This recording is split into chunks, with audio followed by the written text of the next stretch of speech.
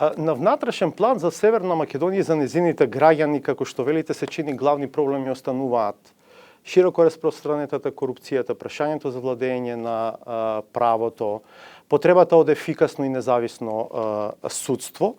Која би била вашата порака во овој контекст, имајќи во предвид определбата на председателот Џо Бајден, со која што борбата против корупцијата на глобално ниво ја постави како клучен интерес за националната безбедност на Соединетите Американски држави?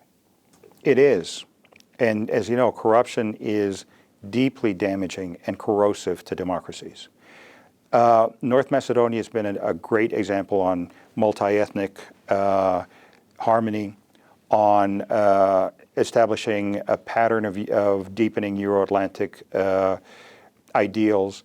So the fight against corruption is one that we all have constantly, not only within our borders, but around our borders. So I encourage the government of North Macedonia, this one, the next one, all governments, to continue the fight against corruption. And by the way, it is corruption that is leading to the migration of people outside of the Balkans. So the sooner we work to resolve this issue, the more healthy both the economy and the democracy will be in this country.